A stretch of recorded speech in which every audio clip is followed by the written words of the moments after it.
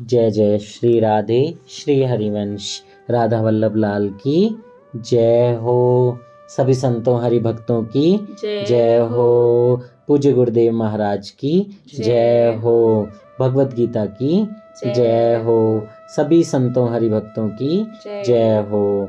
भगवान श्री कृष्ण की जय हो। बहुत बहुत स्वागत है आपका हमारे प्यारे चैनल संत चरित्र में। तो भगवत गीता के श्लोकों को श्रवण करने का समय हो गया है। माफ़ कीजिएगा, 2 दिन से मैं थोड़ा बिजी था इसलिए रिकॉर्डिंग नहीं डाल पाया।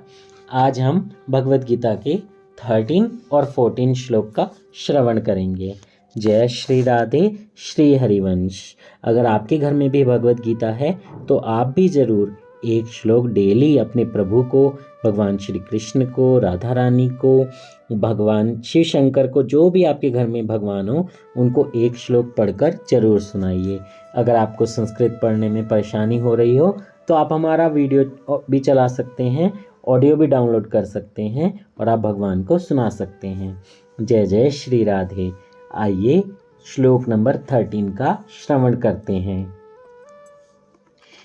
देहिनोऽस्मिन् यथा देहे कौमारं यौवनं जरा तथा देहान्तरप्राप्तिः धीरस्तत्र न मोह्यति।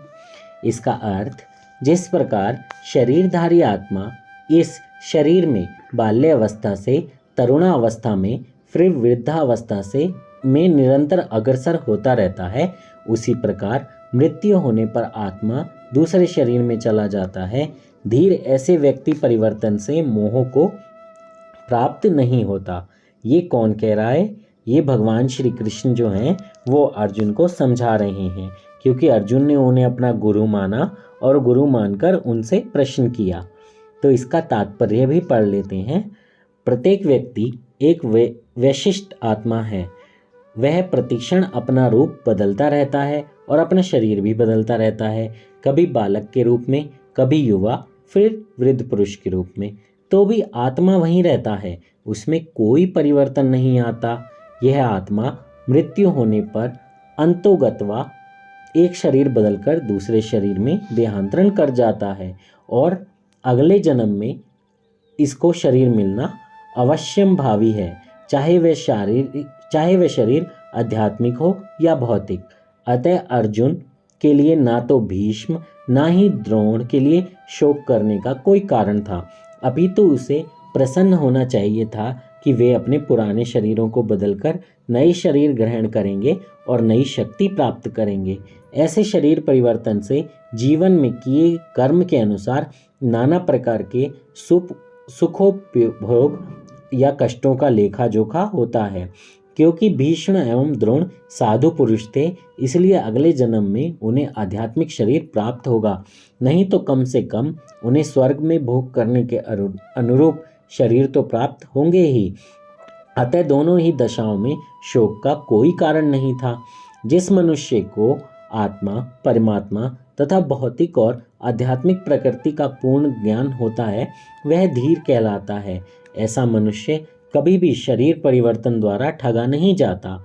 आत्मा के एकात्मवाद का मायावादी सिद्धांत मान्य नहीं हो सकता, क्योंकि आत्मा के इस प्रकार विखंडन से परमेश्वर विखंडनीय या परिवर्तनशील हो जाएगा, जो परमात्मा के अपरिवर्तनीय होने के सिद्धांत के विरुद्ध होगा। गीता में पुष्टि हुई है कि परमात्मा के खंडों का शाश्वत अस्तित्व है, जिन्हें क्षर कहा जाता है, अर्थात उनमें भौतिक प्रकृति में गिरने की प्रवृत्ति होती है। ये भिन्न अंश नित्य भिन्न रहते हैं, यहाँ तक कि मुक्ति होने के बाद भी आत्मा जैसे का तैसा भिन्न अंश बना रहता है, किंतु एक बार मुक्त होने पर वह श्री भगवान के सच्चिदानंद रूप में होता है। परमात्मा पर प्रतिबिंबवाद का सिद्धांत व्यवहारित किया जाता है, जो प्रत्येक शरीर में विद्यमान रहता है। वह व्यष्टि जीव से भिन्न होता है। जब आकाश का प्रतिबिंब जल में पड़ता है तो प्रतिबिंब में सूर्य, चंद्र और तारे सभी कुछ रहते हैं। तारों की तुलना जीवों से या सूर्य या चंद्र की परमेश्वर से की जा सकती है। अंश आत्मा को अर्जुन के रूप में और परमात्मा को श्री भगवान के रूप में प्रदर्शित किया जाता है। जैसा कि चतुर्थ अध्याय के प्रारंभ में स्पष्ट है कि वे एक ही स्तर पर नहीं होते हैं। यदि अर्जुन कृष्ण के समान स्तर पर हो और कृष्ण अर्जुन से श्रेष्ठतर ना हो तो उनमें उपदेशक और उपदिष्ट का संबंध अर्थहीन होगा। यदि ये दोनों माया द्वारा मोहित होते हैं तो एक को उपदेशक और दूसरे को उपदिष्ट होने की आवश्यकता ही नहीं है। ऐसा उपदेश व्यर्थ होगा, क्योंकि माया के चुंगल में रहकर कोई भी प्रामाणिक उपदेशक नहीं बन सकता। ऐसी परिस्थितियों में यह मान लिया जाता है कि भगवान कृष्ण परमेश्वर हैं, जो पद में माया द्वारा विस्मृत अर्जुन रूपी जीव से श्रेष्ठ हैं। जय जय श्री राधे। श्री हरिवंश। कृष्ण भगवान की जय हो। कितना प्यारा वर्णन है। जय जय श्री राधे। जय जय श्री राधे। आइए श्लोक नंबर 14 का श्रवण करते हैं। मात्रा स्पर्श अस्तु कौन्तेय शीतोष्ण सुख दुःखदा आगमापायिनो नित्या ताम स्थितिक्षस्व भारत। हे कुंती पुत्र, सुख तथा दुख का क्षणिक उदय तथा कालक्रम में उनका अंतर्ध्यान होना सर्दी और गर्मी की ऋतुओं के आने जाने के समान है। हे भरतवंशी, वे इंद्रिय बोध से उत्पन्न होते हैं और मनुष्य को चाहिए कि अविचल भाव से उनको सहन करना सीखे। इसका अर्थ, कर्तव्य निर्वाह करते समय मनुष्य को सुख तथा दुख के क्षणिक आने जाने को सहन करने का अभ्यास करना चाहिए। वैदिक आदेश अनुसार मनुष्य को माघ महीने यानी जनवरी और फरवरी के मास में भी प्रातःकाल स्नान करना चाहिए। उस समय अत्यधिक ठंड पड़ती है, किंतु जो धार्मिक नियमों का पालन करने वाला है वह स्नान करने में तनिक भी नहीं झिझकता। इसी प्रकार एक गृहिणी भीषण से भीषण गर्मी की ऋतु में यानी मई जून जुलाई में भी भोजन पकाने में नहीं हिचकती।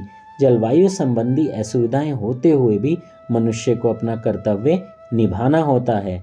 इसी प्रकार युद्ध करना क्षत्रिय का धर्म है, अतः उसे अपने मित्र या परिजन से अगर युद्ध भी करना पड़े तो उसे धर्म से विचलित नहीं होना चाहिए।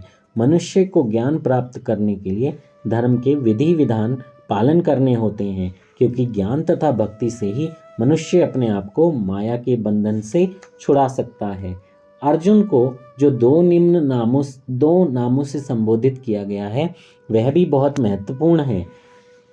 कौन्तेय कहकर संबोधित करने से यह प्रकट होता है कि वह अपनी माता की ओर से संबंधित है, और भारत कहने से उनके पिता की ओर से संबंध प्रकट होता है। दोनों ओर से उसको महान विरासत प्राप्त है। महान विरासत प्राप्त होने के फलस्वरूप कर्तव्य निर्वाह का उत्तरदायित्व आ पड़ता है, अतः अर्जुन युद्ध से विमुख नहीं हो सकता। भगवान श्री कृष्ण कितना प्यारा उपदेश दे रहे हैं अर्जुन को। आप सब भी इसको जरूर श्रवण करें। जय जय श्री राधे। श्री हरिवंश। अगर आपने हमारे चैनल को सब्सक्राइब नहीं किया है तो जल्दी से सब्सक्राइब कर दें, बेल आइकन भी दबा दें और कमेंट बॉक्स में ज़रूर बताएं आपको श्लोक कैसे लगे। जय श्री राधे। श्री हरिवंश। राधा वल्लभ लाल की जय हो। सभी संतों हरिभक्तों की जय हो। हमारे प्यारे कृष्ण भगवान की जय हो।